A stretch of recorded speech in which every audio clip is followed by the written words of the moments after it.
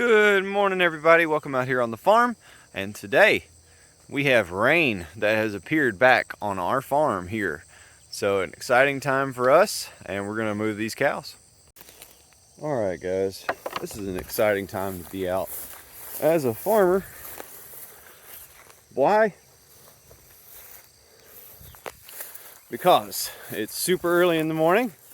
It's a great way to start off your day with your good friends and to be able to enjoy a little bit of nature in the morning. And just, to me, this is a blast every day to be able to do this, to be able to feel like giving back to the farm, giving back to what was placed here for us. So here we go. Let's move the cows and let y'all look at them real quick. All right, guys, I'm gonna give y'all some of the visualizations that I see in the cows, and y'all tell me what your opinion is down in the comments below. One, it is time and far past time to wean off these calves. Look at that calf. Look how huge that thing is. He is grown. I mean, that's his mama right there. And I mean, he's about, oh man, he's 8 months old now. He's huge. It is time. It is way past time. And honestly, she looks a little bit worse for wear. But you know what? It's time to wean you off, buddy. He probably isn't drinking that much. He may already be naturally weaned off of his mama by now, but we need to make sure that she gets in a little bit better shape before winter and everything. Not that she looks bad, but for my standards, I want them to look a little bit more plump and look a little bit more full. Look at these calves though, they're huge. They have fattened up so much. All right, there's old Red. She was our first one that was bred this year. That's her calf, right on with her. That calf is already weaned off naturally. Whitetail calf, I love those cows. I don't know why I love the whitetails so much, but they look good, they slicked off. Now, I'll tell you that they look the best as far as body score, in my opinion, compared to the black cows that we do have. I wish I could slow them down a little bit here. Whoa. This is my COVID cow because she has a mask on her face. Ha ha ha. Yeah, you know I'm talking about you, COVID cow. 921. She looks pretty good though. But here's one of our 50% heifers. She does not have a calf yet. She is bred. So she looks great. I love being able to see, you know, the wrinkles on them and everything, and that's just fun. Here is, let's get this girl since she's so close. Here's our South Pole heifer. Well, she's now a cow because she is bred back. There's her calf right there. Her calf is about 7 months old. And another 50% South Pole calf, well, heifer now there. 2 more calves. Look how huge those, I mean, they are not, I have 8 steers in the whole group. Out of 14 calves, I have 8, well, I have 7 steers and 1 bull calf because we're keeping Diesel as a bull for the time being. But they're huge. But yeah, you can see they are looking healthy, looking good. We got good amounts of grass. We have been enjoying some pretty serious rains here. And folks, we've kept our topsoil. We haven't grazed our grasses down so low that we don't have any grass left.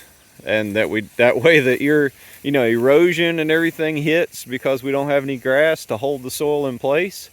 Nope, we've got it all right there. We're all good to go. We haven't lost any topsoil. I'm very happy for that because it takes a long time to build. But these cows, with their manure and their hooves, are building the topsoil a little bit at a time. All right, let's see.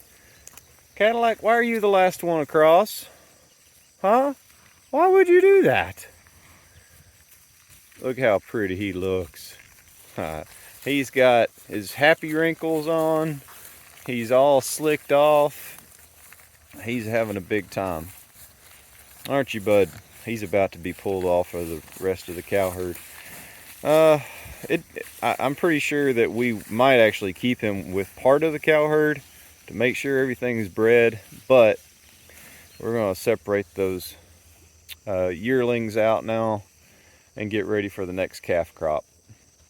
So yeah, guys, that's a little update on the farm, and I sure hope that your farm is finding some rain, and if it isn't, man, try every way possible to try to hang on to your soil. The cow market, oh, let's talk about that. Okay, guys, the cow market right now, this is the part of playing the stock market that is not fun.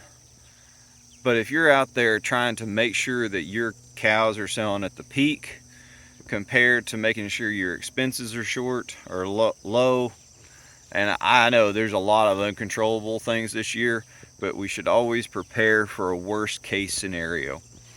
I'm trying to go through scenarios on my farm where I take Excel spreadsheets and put them in there and put how much does it cost to run a cow, one cow.